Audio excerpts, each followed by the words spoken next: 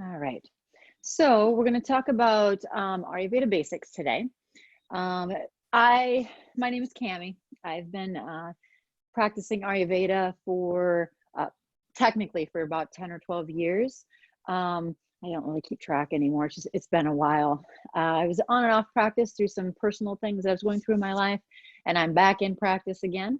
I'm super excited about introducing all of you to Ayurveda. It's definitely um, a very foundational practice, although it may seem a little confusing at first. So if you feel like you're a little lost and then it kind of comes together and you're lost and it comes together, that's the way I felt when I was studying. So when I was in school for this, it was like, oh, I know exactly what Vata, Pitta, Kapha are, and what they mean, and this and that.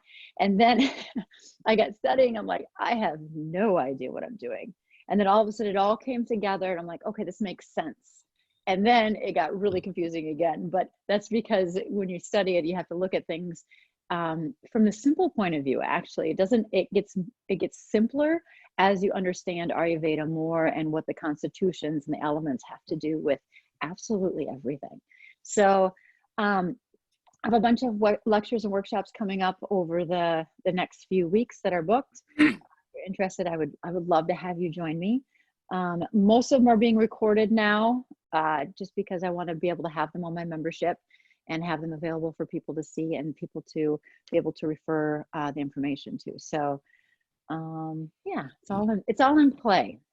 All right, so we will start with Ayurveda. Ayurveda was born in India about 5,000 years ago.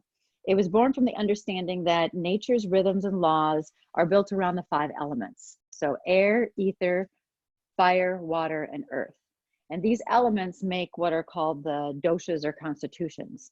And they have to do with absolutely everything. So we are the microcosm of the macrocosm, of the bigger picture. And I often say, okay, we're part of God's laws. And I don't mean God in necessarily the Christian point of view, but more so the overall, like, bigger picture, the big picture. So the environment has its influence on how we feel. So this time of year is usually a pretty obvious one, because in the spring, some of us are getting allergies, right? And of course, first thing we think of is, oh my gosh, I got COVID. But the allergies are pretty common and most people get them, but they have different degrees of them. Some of us will just feel just a little bit extra nasally. Some of us will have like frontal lobe headaches or headaches in our sinuses. Some of us will carry more congestion, and some of us are just full blown like drooly mess, snot mucus all over the place. But it may vary as plants start to come out of the ground, molds come out of the ground, and then blooms start to happen. So everybody's a little bit different. But the season has an influence on how we feel, how our body creates an immune response. And so that's what makes Ayurveda very interesting, is that everything happens for a very logical reason. It's just figuring out like what that means and all of that. So we are the microcosm of the bigger picture of the macrocosm. So when we figure out what our constitution is, or our dosha, dosha actually means imbalance, but people use it interchangeably. I'll usually use constitution. We'll just say they mean the same thing for this level. So when we work on ourselves, we have to take in consideration the external environment, because that environment is going to have a huge impact on us. All right. The goal of Ayurveda is to teach people how to attain optimal health. So how to either rebalance and get back to health. In Western medicine, health means you're vertical. In Eastern medicine means just because you're vertical doesn't mean you're healthy. There's plenty of vertical people. So we look at it much deeper than that. What is not just being healthy, but what is optimal health? And then a deeper understanding of ourselves. So understanding what Vata, Pitta, and Kapha are, what these constitutions mean, also helps us understand who we are and our relationship with other people. Because we might have a partner who is completely the opposite. So we might be a little high strung and a little intense, and our partner can sit down and do nothing for a long period of time. And we cannot comprehend that because it does not register in our constitution, what we're made of. But at the same time, once you understand Ayurveda, you can say, oh, okay, they're just a little more kapha. And Kaphas can sit and relax just fine. Pittas, they don't understand what relaxing means. Like that isn't in their dialogue. So if it doesn't have a purpose, it doesn't mean anything to a pitta. So it brings in perspective of what other people are. We're not all the same. We don't treat people the same. That's what Ayurveda looks at. We also look at our relationship with the world and the environment around us. So we're definitely seeing the impact of that where we're at right now in this pandemic that we're in. So we're experiencing a whole culture change. And to say that there's going to be a normal, there's not. We're going to have to create a new normal. And what does that look like? And so Ayurveda looks at how the outside world has an influence on us. The other parts of Ayurveda is we look at prevention first. So it's always about how can we prevent?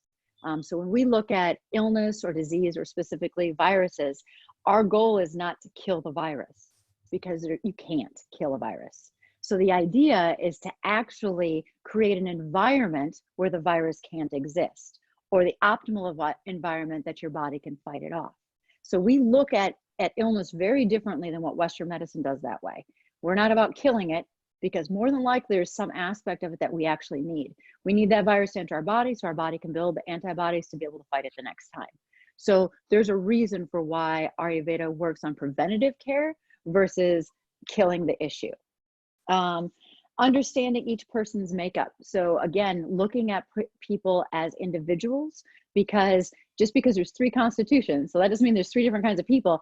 There's actually combinations of all of those. So you more than likely are 2 different ones.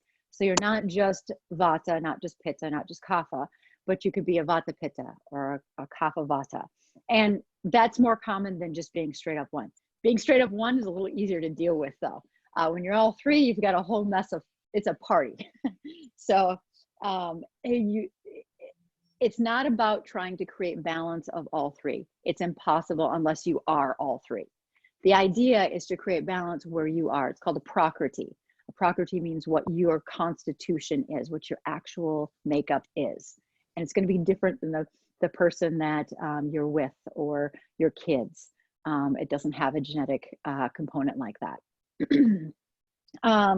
And then we look at how the outer world and environment affects our life. So whether it be sensory perception, so what we take in with our senses, which I'm studying a lot of right now. This stuff comes pretty easy now. So I'm looking at more of the mental, emotional, spiritual aspects, the psychological aspects, and how our senses have a huge influence on our mental perception and our ability to be able to live, basically. So yeah, any questions about that so far?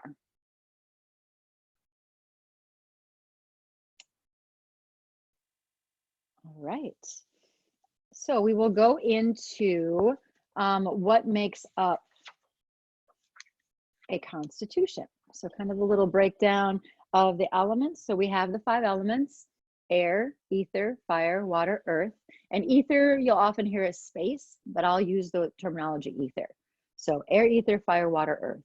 And these make up the doshas. So the doshas are the organizing principles in nature and primary energies in our body.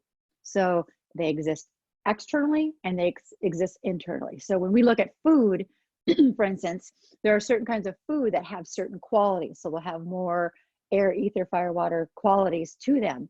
And what this does, it means when we eat it, how does our body react to it? This usually explains a lot about allergies or a lot about why certain foods, certain times of year just don't work very well, or why we produce phlegm after eating certain kinds of foods. This helps us understand that. And then certain times of the year. So we've got the certain times of the year that have influence. So every season has its constitution. And then every time of life has its own constitution. So every bit of the external natural world and our internal world have constitutions to them. I think that makes it absolutely fascinating. But it also creates some sort of like boundaries around what it is and some structure around what we should eat for food, what practices we should do, and how we react with other people and people around us. So, all right, so we will start with the first constitution, which is Vata. So vata is air and space, or air and ether. All right. Vata means that which moves things. So in our body, we all have some vata, because vata is movement. So it's movement of our nervous system, it's movement of our circulatory system, it's movement of our muscles, but it's not our muscle tissue. It's the actual movement of them. So vata is that which moves things. So when vata is moving too fast, it creates a lot of imbalance. So air and ether, when it's moving too fast, it can create a lot of imbalances, a lot of scatteredness in the mind. For menopausal women, it'll cause hot flashes because it raises the heat up. So it causes too much movement is not a good thing. And lack of movement is not a good thing. So stagnation is the offside of it. So when vata is not in balance, what happens, imbalance relative to what your constitution is, then it creates stagnation. And stagnation is like clogged circulatory system, clogged lymph nodes, that kind of thing. So stagnation in areas, stagnation in your digestive system, constipation, that is lack of movement of vata.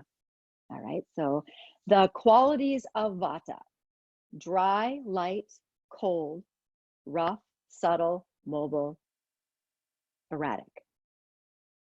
So dry, light, cold, rough, subtle, mobile, erratic.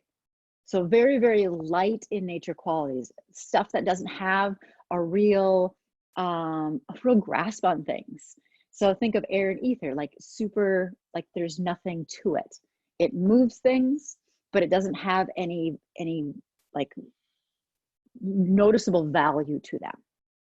All right. So the sites of the body of vata are the colon, the thighs, hips, ears, bones, organs of touch.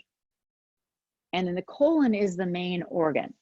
So Ayurveda, we look at the digestive system and the lymphatic system. So those are number one, number two systems that we look at. The digestive system tells us a lot about what's going on. So the colon, if there's any disturbances in the colon, we know right away that that's a vata imbalance.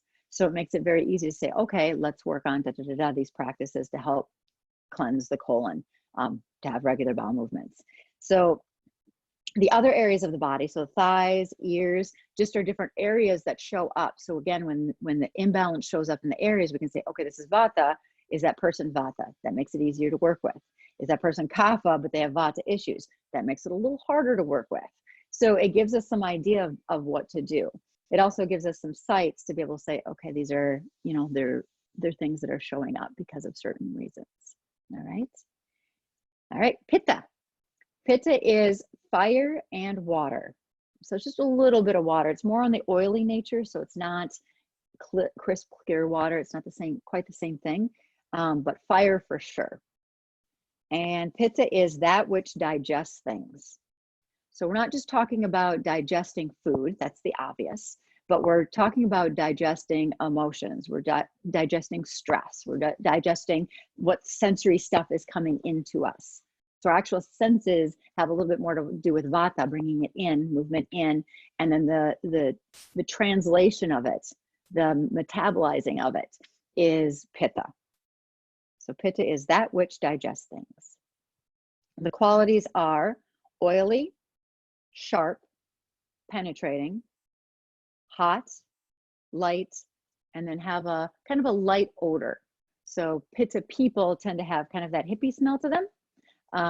It's just part of their constitution.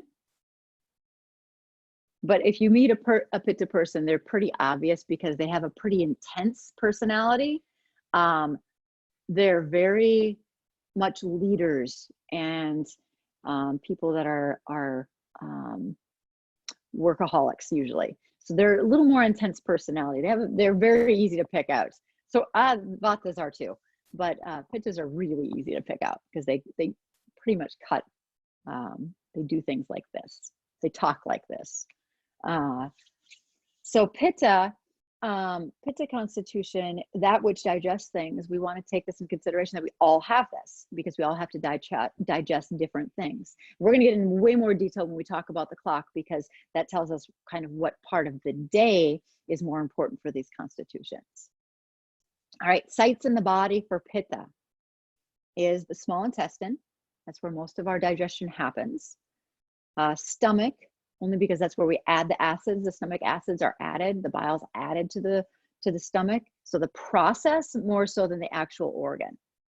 Sweat, subcutaneous glands, blood, lymph, organs of vision, and then small intestine. So small intestine is the main organ. When we see issues in the small intestine, we can say, what's going on with Pitta?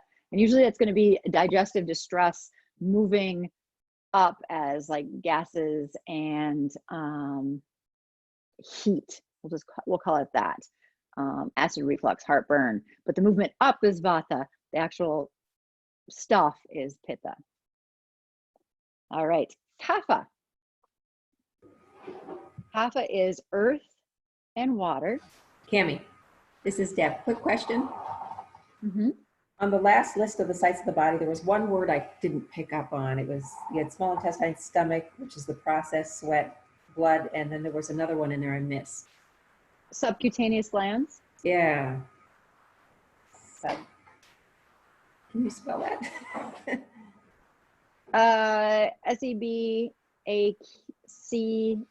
SEBACEOUS. Subcutaneous. Thank you. Yep. All right, so Kapha. Kapha is earth and water. The qualities are cold, wet, heavy, dull, sticky, soft, firm, and solid. So cold, wet, heavy, dull, sticky, soft, firm, and solid. So things that we can really understand. So if you think of earth and water, we can hold earth and water in our hands. Has a very visual effect. So kaphas are very sturdy, heavy. They tend to be more dense. When they're out of balance, a lot of sluggishness. Kapha translates as that which holds things together. So there are masses, our muscles, our fat. Sites of the body, chest, throat, head, sides, so love handles, pancreas, lungs, lymph, fat, nose, and then stomach is the main organ. So the stomach actually holds things before, when Pitta adds the digestive juices, and then it goes into the small intestine, colon.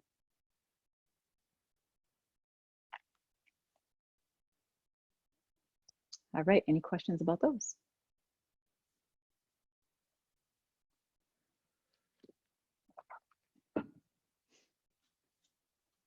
Fantastic. All right, so we'll get to the next part. All right, so oh no, we're in that part. Okay, so pacifying diets. Now we'll talk a little bit about food. I have a nutrition lecture next week. So if you want to know more about how Ayurveda looks at food, it is different than Western medicine. Western medicine looks at nutrients. We look at tastes. If you're getting all the tastes, you're probably getting all the nutrients. And we seasonally eat. So we eat foods a little bit differently than, that this food is healthy. Well, yes, that food's healthy, but is it healthy in every season? We don't think so. So there's certain foods you can eat pretty much year round. There's some of them that you shouldn't eat year round. Like right now, no dairy, little gluten, if you can eat gluten. And then, yeah, because it really creates a lot of extra mucus, which we don't have to have extra mucus right now. It actually clogs up our system quite a bit. We'll talk about that even more. So pacifying diets, Vata. So Vata is the winter diet. Winter is November till about February. So in Ayurveda, we have certain seasons too that have constitutions. So this is where we fall into the constitutional season, Vata. would be November to about February. Vatas want to favor foods that are warm, heavy, and oily. That's why in the wintertime, we tend to crave things like stews and soups and really like chilies and heavier foods. And that's why foods that like that are easier to get a hold of. So foods that would come out of the final harvest in the fall would be squashes and potatoes and stuff, because those heavier, denser foods help to ground the air and ether qualities of vata. You want to favor tastes that are sweet, sour, and salty. So in Ayurveda, we use the taste: sweet, sour, salty, pungent, bitter, astringent are the 6 tastes. And certain tastes have certain qualities, either heating or cooling, or depending upon what they are. So the taste for vata, to balance vata dosha, or in the winter season, is sweet, sour, and salty. So we kind of joke in Ayurveda that this is the McDiet. McDonald's has mastered the sweet, sour, salty. That's why when people eat McDonald's, they often feel very comforted, is because they've accumulated this process of sweet, sour, salty, which is comforting and grounding. Doesn't mean it's healthy. It just means that that's the qualities, and that's what it does to the body and the nervous system, is it calms it down. You might get sick afterwards, but that's part of it. So we want to minimize foods that are cold, dry, light, and that are spicy. So spicy would be considered pungent, bitter, and astringent. We want to stay away from pungent, bitter, and astringent foods or tastes. So cool, dry, light, we want to stay away from in the winter season, or if you're high vata. And then tastes that are pungent, which is spicy, and then bitter and astringent.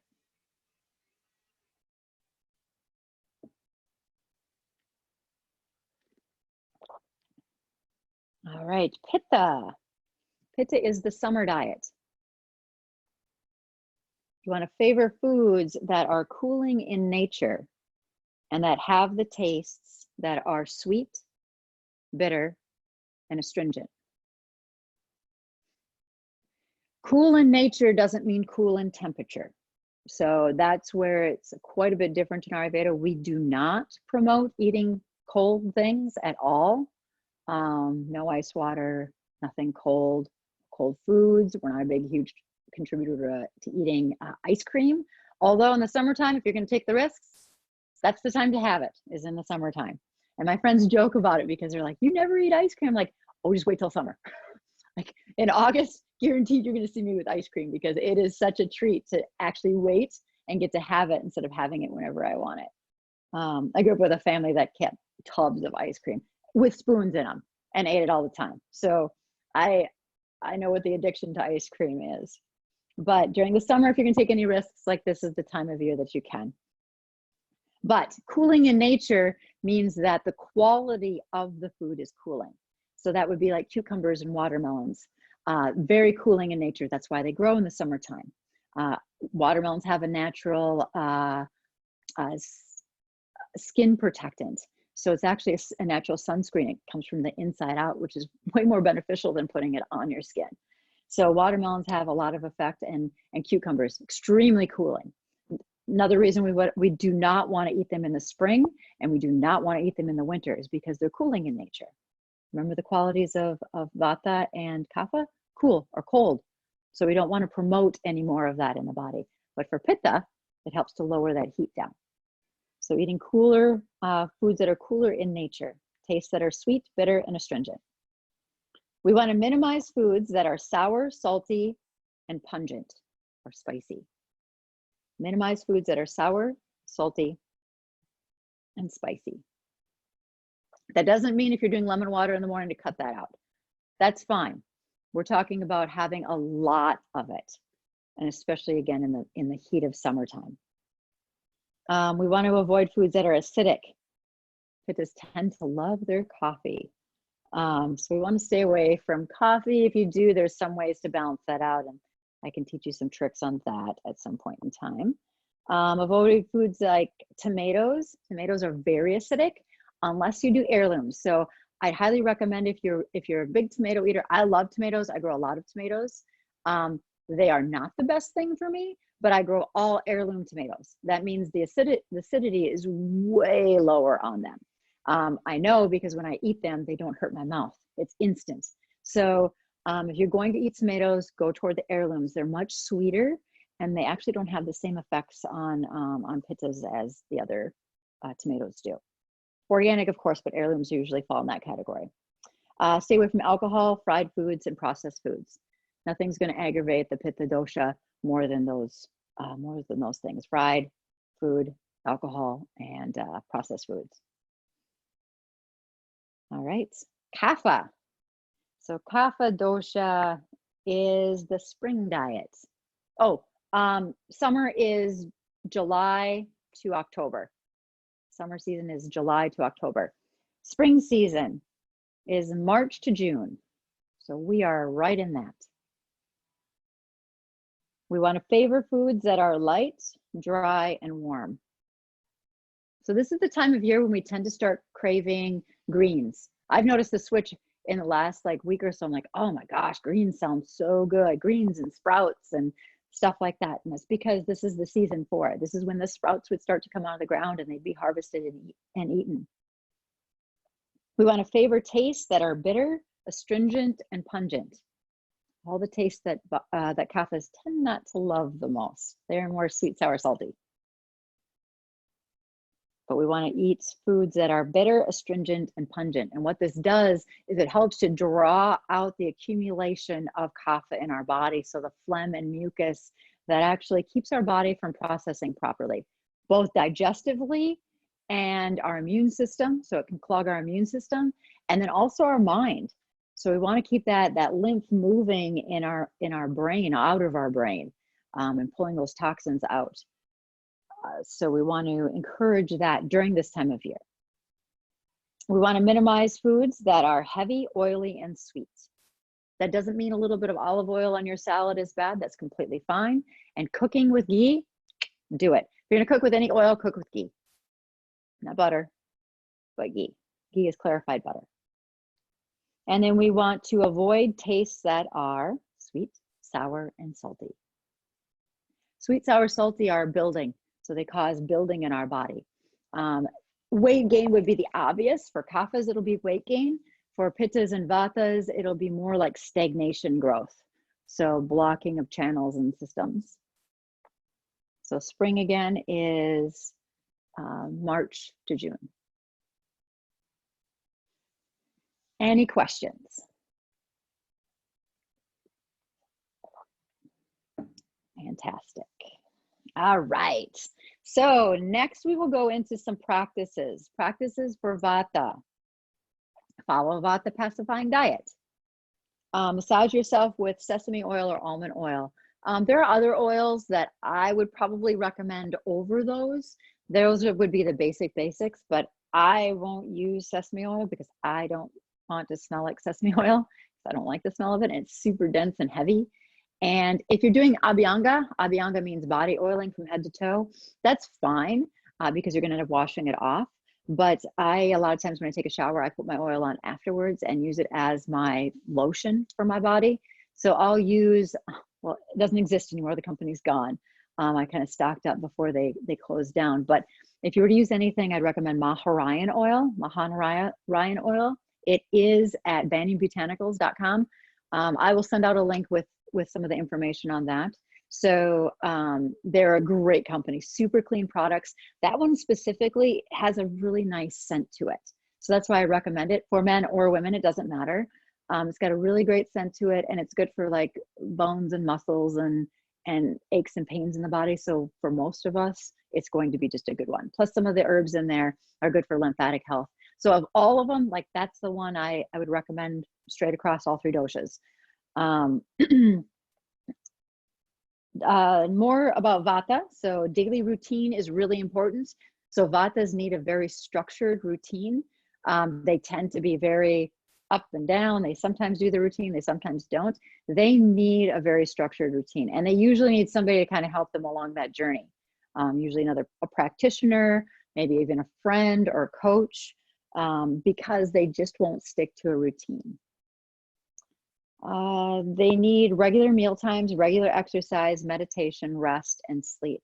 So they actually need downtime, just so that they can recover. Their bodies their constitution tends to be a little more fragile. Not necessarily fragile in the way that they break easy, but fragile in the way that they're more sensitive. Think of the qualities, air and ether. So those don't have any weight or any bearing to them. So their constitution is going to be a lot lighter. They need more grounding and stability and structure. They want to avoid constant scheduling, so overscheduling, and then too many stimulants.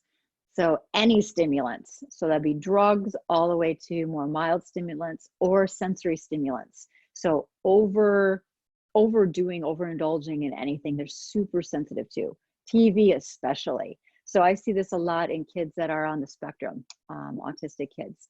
Is one of the things is they are really into devices, probably because they have the brain capacity for it. But when you're talking about something like autism, usually it is a vata imbalance. And when that happens, we're just increasing more of that vata tendency, that air and ether quality, which makes them more agitated and makes them more unstable. Where they had more grounding practices, being out in nature and interacting with things, it could still stimulate their brain. So that was just an example. Avoiding cold, dry conditions. Well, if you live in Minnesota, it's a little hard to do because we're cold and dry for a couple months. But usually vatas don't hate winter.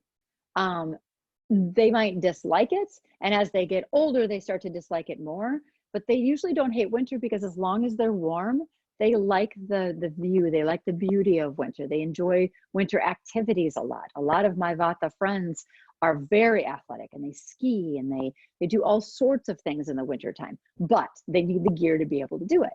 And that's perfectly fine. Another thing is if you're vata, you want to make sure that you cover your neck and the top of your head. That will do a lot for you. Even if you wear a lighter jacket, like if you cover your neck and you cover the top of your head, those are major areas for protection. And that goes for all of us really. Like in the wintertime, you should be covering your throat and your neck. It's your third line of defense against illness that goes into your lungs and the rest of your body. Protect this area. And then of course the top of your head. Hats are in now anyway. So avoid too much travel. Vatas tend to be the more spacious ones. So they're the ones that want to see the world and want to explore, which is the hardest thing on them. If they have a really solid practice and if they have a really structured routines, they can pull it off pretty well. I've seen some vatas that are very balanced that do a lot of traveling. But if they're not in balance, it just creates more chaos and more desire to do more, which is not balancing for them at all. And then of course, too many sensory stimulants. All right, common vata imbalances. So when we see imbalances in vata, it would be dryness, gas, constipation, cracking joints, insomnia, bloating, fear, anxiety, and nervousness. So our society tends to be vata imbalanced, and even more so vata deranged, and even more so now, especially the people that really struggle. So the people that are struggling right now with lockdown are the ones that are probably more vata because they need more of the socializing. They need people, they need to interact, and that's perfectly fine. But they also need somebody saying, well, maybe you should just call somebody, or maybe you should just text somebody, you know? So encouraging them, if you have a vata friend, to connect more often, because they need that. They feel very contained right now. They're struggling a lot. And they're the ones that are going to be even more anxious and more fearful unless they kind of understand what's going on, which none of us really know what's going on. So, so again, dryness, gas, constipation, cracking joints, insomnia, bloating, fear, anxiety, and nervousness. So those are the vata imbalances. Any questions?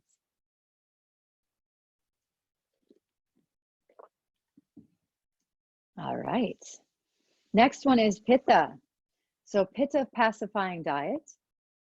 Avoid overheating, so trying to keep cool. So staying in the shade, not overexposing to sunlight. They tend to be very sensitive to sunlight.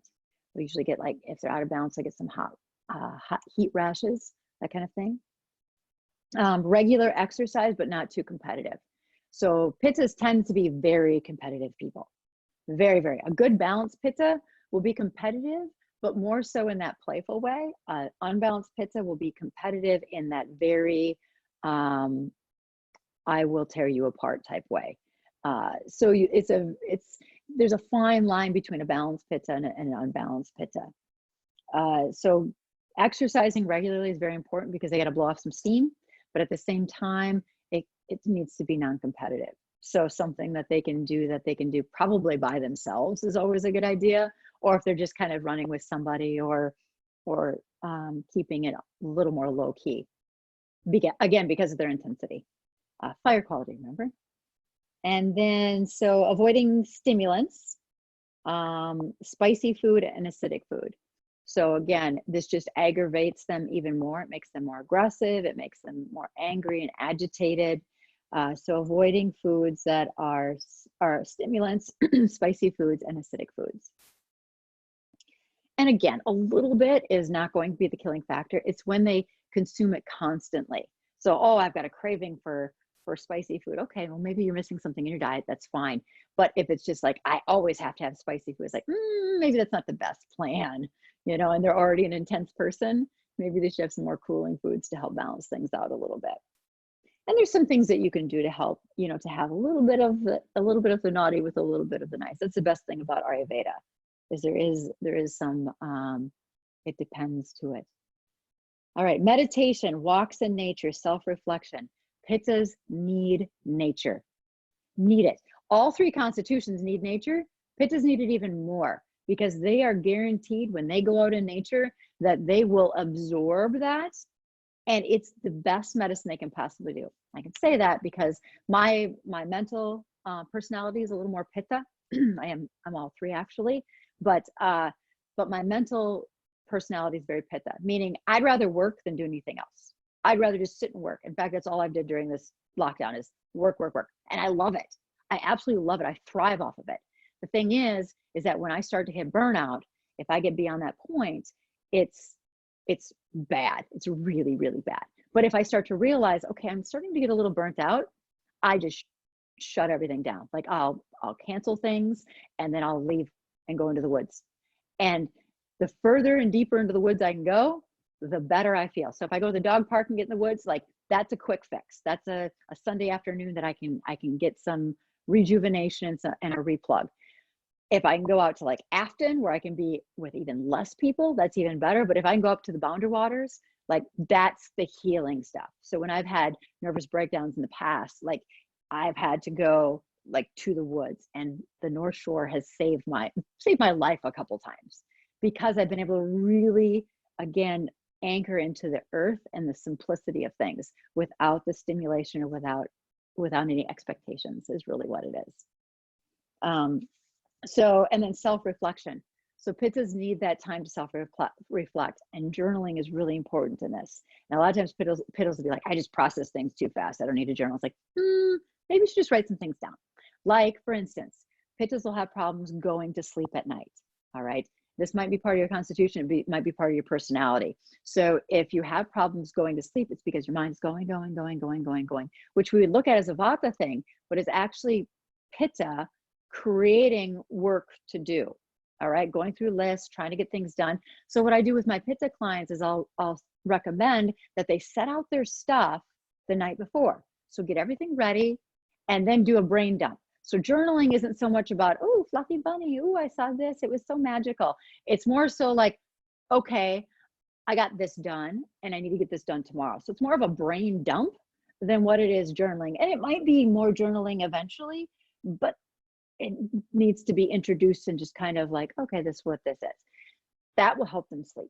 So if that's your struggle with sleeping, then that might be a good way to help you to sleep, because you won't be thinking about what you're going to be doing tomorrow. You can be in the present moment and just let yourself surrender to sleep. All right. Daily routine is very important. Um, Pittas usually have no problem with creating routine. They are that person. They're the ones that are going to have a very structured life. That being said, they need to make sure that they allow for self-care.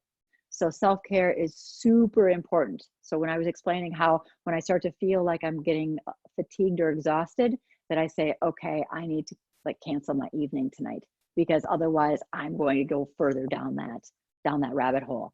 And so realizing a smart pitta that's well practiced will say, okay, I'm hitting burnout mode. What can I do before I get to that burnout mode? And they'll do the practices. Daily self-care, like we're already doing it. We're doing meditation, we're doing pranayama, we're doing our yoga practice, like we're doing that kind of stuff, but really making sure that we check in and know where our status is. Very, very important for pittas.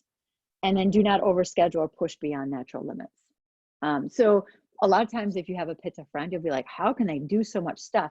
They're just wired that way. They're just plain wired that way.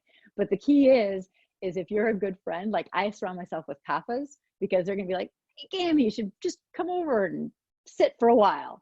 I'll be like, okay. But I realize that they're doing that because that's their way of saying, Gammy, you're getting yourself on a train that's going a little too fast right now. So pittas will recognize when other people are trying to help them. Even better if they can recognize it themselves, that they need to stop scheduling too much. But they can handle also a lot more than what like a vata can. Kaphas can handle a lot too.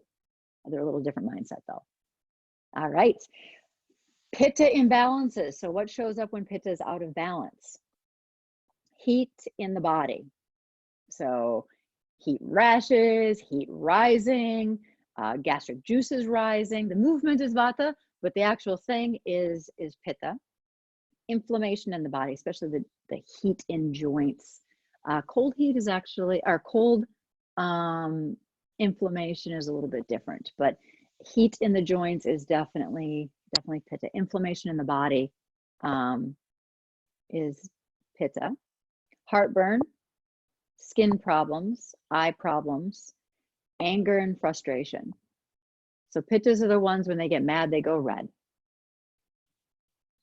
They cool down really fast, but they go red pretty fast. Like it's just instant. Sometimes they don't even know it's happening. Yeah, any questions about pitta?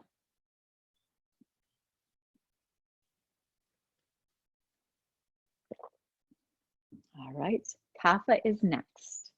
So kapha, follow kapha pacifying diet. So seasonally, we are in the kapha season. So we want to kind of lean toward this, unless you've been told by a practitioner that you should be having a different diet. This is a diet we should be leaning toward this time of year because it's a kapha time of year. And when I work with clients or when I talk to in lectures, I say, okay, the universe rules, God rules over the individual. All right, so we want to follow seasons over our own constitution, but taking in consideration our constitution and if we have any imbalances. So if our prakriti is set, if our constitution is set, we follow the seasons because that's a governing law. If we're out of balance, so if our prakriti or if our vikriti is showing up as an imbalance, then we want to take into consideration the season and also what's out of balance. All right, so kapha pacifying diet, exercise daily. So kaphas need to move their bodies because they tend to be a little bit stagnant. They can be very lazy, actually. Doesn't mean they're not motivated people, doesn't mean they're not absolutely wonderful people. They just tend to be lazier than the other two constitutions. So getting them to move. So if you have a kapha friend, tell them to go for a walk. Like, let's go for a walk. Well, right now I'd be distancing. So we'd be doing physical distancing. But, you know, you can talk on the phone, stick in headphones, talk on the phone. You guys can still go for walks. So encourage them to go for walks because they're going to get a little stuck and stuffy right now. They don't mind being home by themselves. They're usually more introverted. So, but they will get super stagnant. And since we're in this for months now, so I mean, we're in our second month now, over 6 weeks, we really want the kaphas to get out and move. And the weather's nice. So we want to encourage our kapha friends, or if you're a kapha, to get out and go for walks. It doesn't take all that much. You don't have to do a big, hard, exercise, planning, you have to go out for a run or anything like that, just getting out in the morning is going to help. And more than likely, if you're kapha, you struggle with that 6 a.m. anyway. So getting up in the morning. So this will help reset your circadian clock too, your day-night cycle. Right? Vary your routine from time to time. So this is the only constitution where we say, okay, we need to do something a little bit different. Because kaphas, once you get them into a routine, they will do that routine forever. All right. Pittas will find different research and they'll be like, oh, okay, I'm going to change this. Vatas will just forget to do it. But kaphas will do the same thing forever because it's always worked. So with my kapha clients, a lot of times they'll say, okay, let's just change this up a little bit. Let's do something a little bit different here. Because they're good at following directions, they just tend to get a little stuck in the directions. Wake up before the sun rises. That's relative to the time of year. So we usually say 6 a.m. or earlier is time to get up. And that's for all constitutions. So everybody should be up before or at about 6:30 at the latest, but before 6 is ideal. And for kapha specifically, because we're going into their time of day and they're going to get a little more sluggish.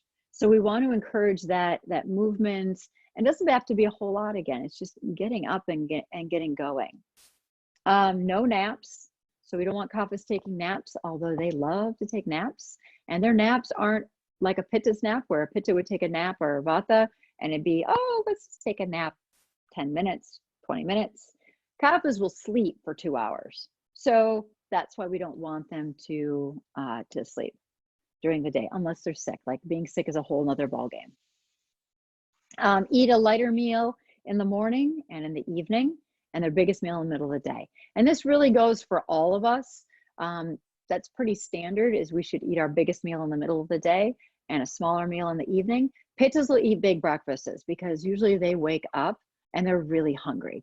So pittas will want to eat a bigger breakfast. They have really strong digestion. They digest very well in most cases, unless they're sick or something's going on. Vatas will forget to eat. So that's a whole nother ballgame. But kaphas specifically should be having a light morning meal and a light evening meal and eating their biggest meal in the middle of the day, when pitta, that which digests things, is at the highest peak. Let's see. Kapha imbalances. So imbalances for kapha dosha would be mucus buildup, so that extra phlegm, sinus congestion, sense of smell kind of not at 100% is a sign of accumulation or buildup of mucus or kapha in the sinuses. General lethargy, so feeling lethargic, tired, fatigued all the time. There's other things that go with that, but we'll just keep that a little more general. Weight gain, slow digestion, so sluggish digestion, not that you're not digesting food, but sluggish. So even the bowel movements will be sluggish and heavy and thick, oily. Nausea, and usually because of the sluggish digestive system. And then depression.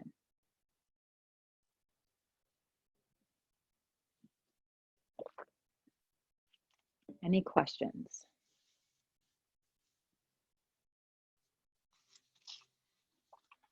All right.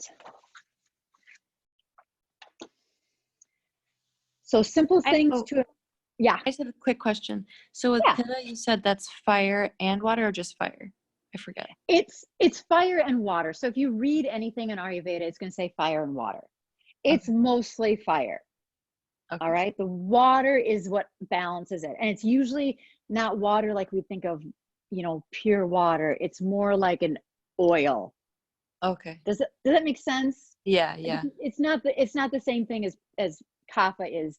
Definitely water and earth, like without a doubt. Mm-hmm. But pitta is mostly fire with a little bit of water. Okay, thank you. Yep. All right, improving digestion.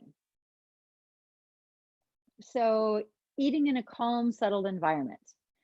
So of course, eating at a table by yourself with a candle and all that would be absolutely perfect. Ideally, eating in an environment that is not stressful.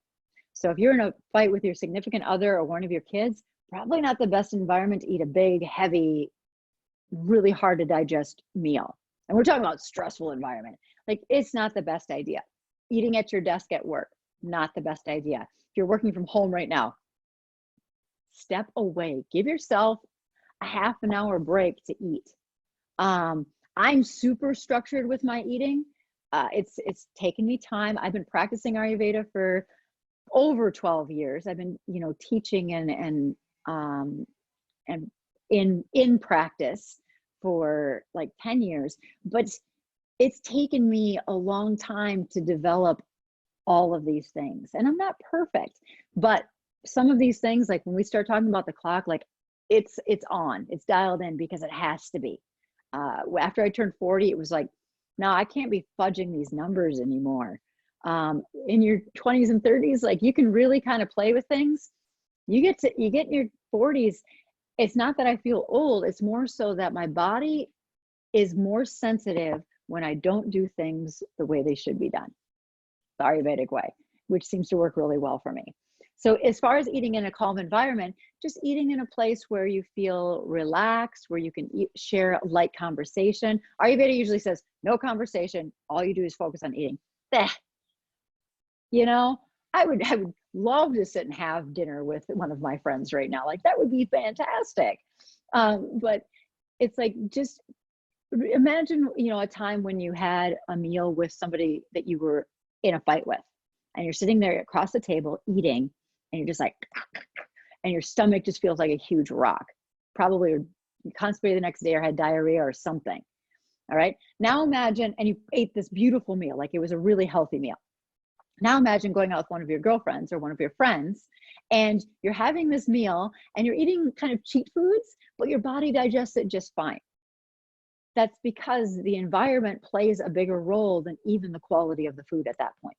So if you can eat good quality food in a relaxed environment, you are creating the best environment for digestion. All right, never eat on the run. Allow a few minutes after to relax or take a gentle walk. So that's ideal. Even sitting and taking a few deep breaths, doing a little prayer afterwards. You don't have to do a prayer to any specific religion, but what you can do is you can honor the animal. If you eat animals, you can honor the grocers, the farmers. That's what I do in my prayers. I actually have a strong Christian faith, but I do, in my teacher trainings, we do, before we eat our meal together, we honor the grocers and the farmers and the animal that sacrificed life in order for us to have the food. Just keep it simple, but just take a little time to honor what has just happened, and honor yourself for digesting the food, because this is really important. The food is our life force. We can last a while without, food and water. We can't last very long without breath at all, but we still need that food. And eventually our body will will go toward other things. So we want to make sure that we're digesting the best that we can. Never eat on the run, so not in your car. Sip warm water throughout your meal. So a little bit of warm water throughout your meal, nothing cold, no cold water, no ice water. Nope. I'm not even going to negotiate that one. I'll negotiate coffee and some other things, but I don't negotiate cold water at all. It completely dampens your digestive system, and it causes the eventual accumulation is an issue. All right. So even if you're younger and you're like, oh, I have cold water all the time. Okay. Talk to me when you're 40, because it does change.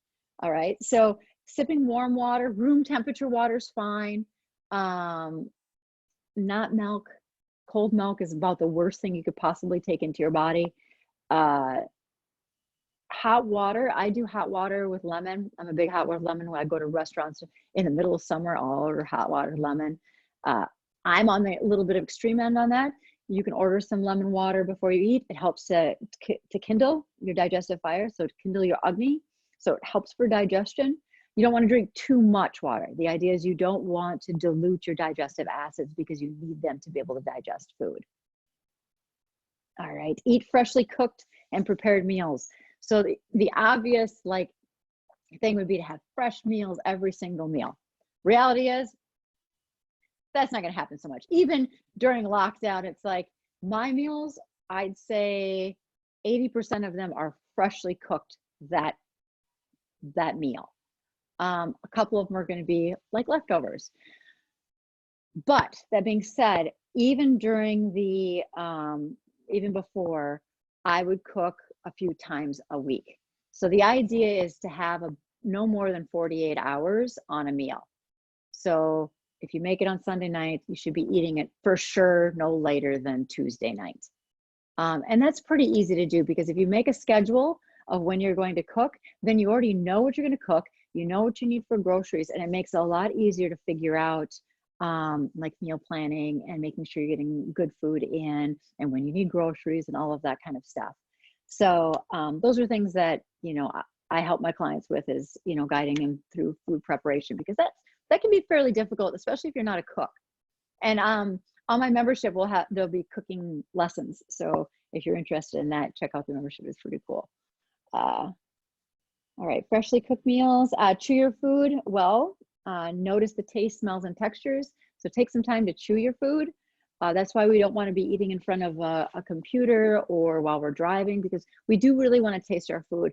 Our tongue is our first line of our digestive system. So our tongue tells our body what juices it needs in order to be able to break down that food. So it's key that that food gets recognized by our tongue, so our stomach is ready for it.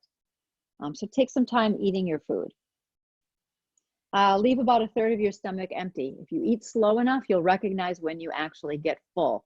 Most of us eat so fast or so distracted that we don't notice we're full. So we think, oh, I need a snack afterwards, or I need dessert.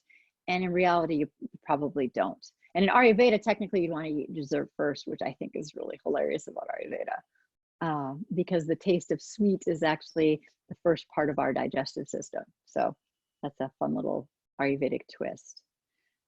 All right, any questions about that?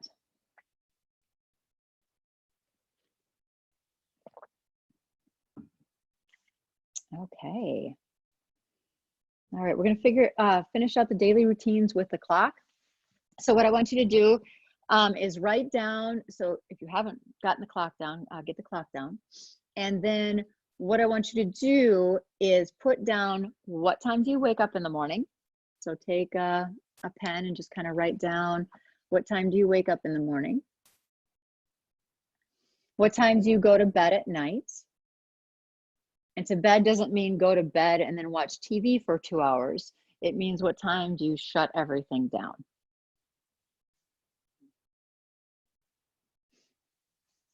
So what time do you wake up? What time do you go to bed?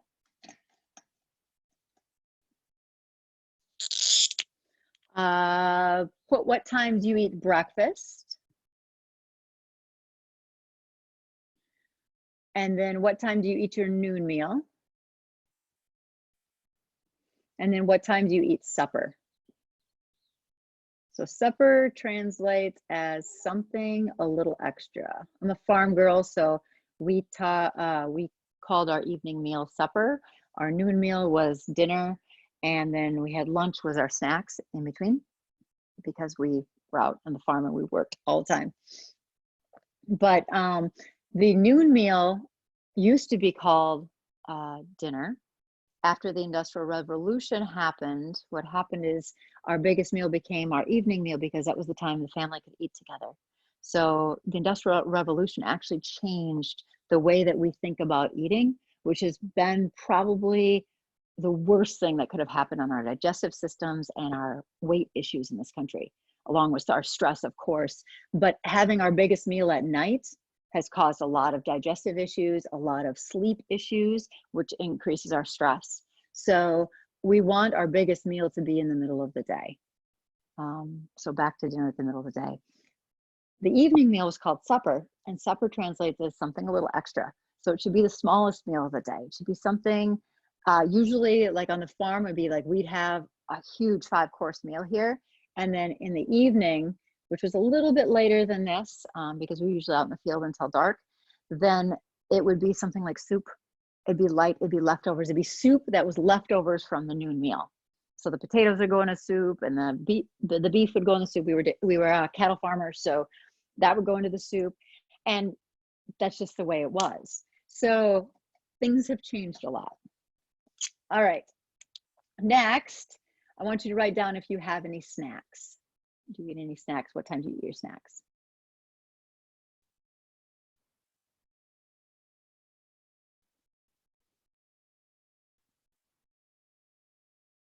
What time do you exercise? And exercise in Ayurveda is when do you tend to move? So it's not just the structured exercise of Western society where it's like you go to the gym, do your workout. That is exercise. But we want to focus on, like in the evenings, I'll go for a walk with my dog before I go to bed because I want to connect with the moon energy in the evening and the circadian clock. I do my exercise in the morning to help wake my body up. I'm facing toward the east. In the morning, the sun is on my face. In the evening, I walk to the west, purposely to watch the sun go down or feel that energy go down because it helps me sleep. So there's little cool things that you can do to help for sleep and help the sleep-wake cycle, the circadian clock, which is a huge part of Ayurvedic medicine. Western medicine is just kind of studying it now, and it's the foundation for what Ayurveda is. Okay, so you should be getting up before 6 a.m. So we talked about that. You should be eating breakfast before 9 a.m. Around 9 a.m. is fine. Noon meal is between 11, 11:30, and 1:30. Largest meal of the day. It's the largest meal of the day because pitta. What is pitta? That which digests things. So we want to make sure we're eating our biggest meal when our digestion is the highest. Sun's the highest. So we want to keep within that frame. In the afternoon, if we don't eat a big enough meal at noon, you will feel snacky cravings, dehydrated.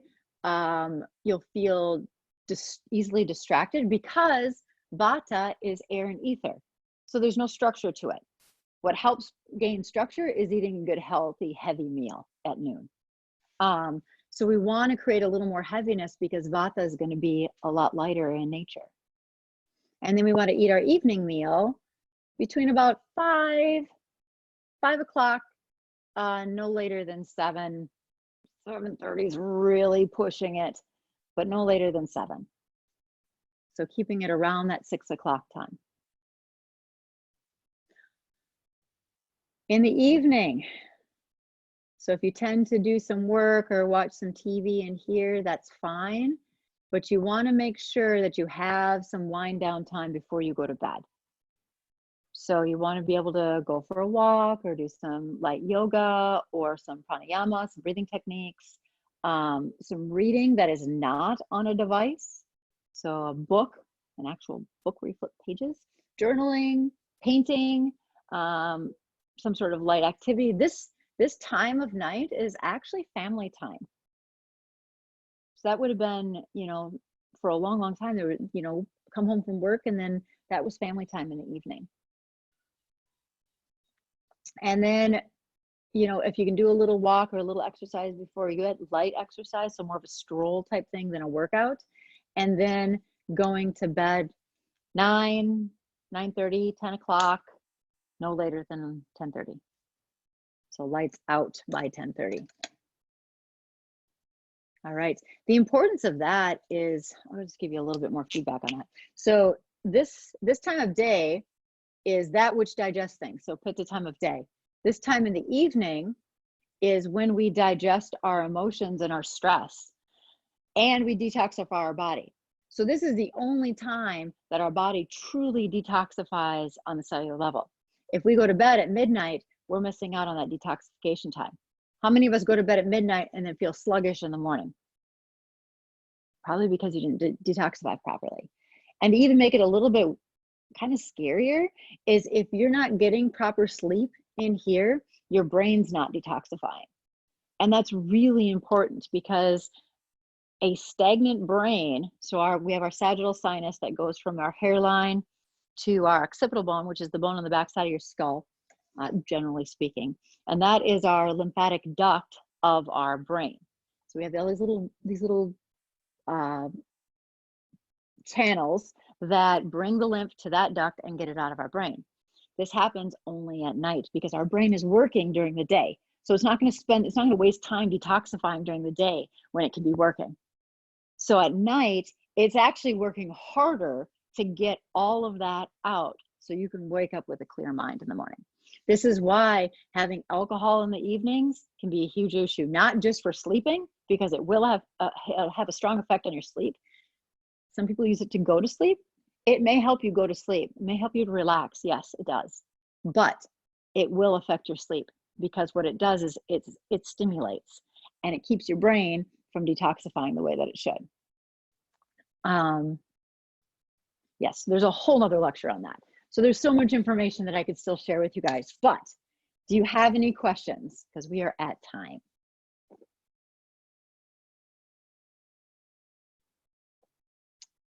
All right.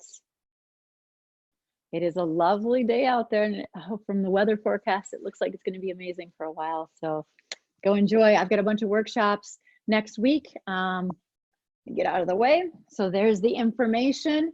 If you're interested, I have for ladies, I've got the Well Nourished Woman private page. Look it up. I put a bunch of really cool stuff on there and give out a bunch of free stuff on there. My membership is on whenshifthappens.org. I have a free membership. Sign up for the membership. There's a recipe on avocado pudding. It's fantastic. Add a little bit extra maple syrup to it though, because it's really good. So that's been my birthday dessert for the last week. So free membership, sign up for that. There'll be a bunch of other information on there too that that I'll be sharing, including these workshops that are all free. So a lot of free information. And then When Shift Happens is my Facebook page. You can look me up. You can friend me. I'd love to get to know you.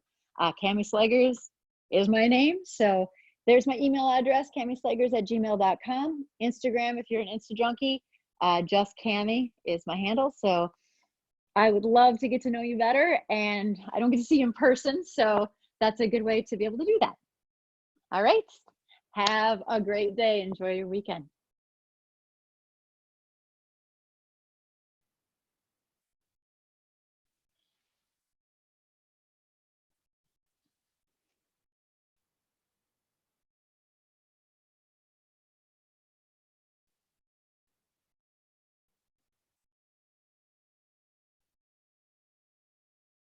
Hey, Greg.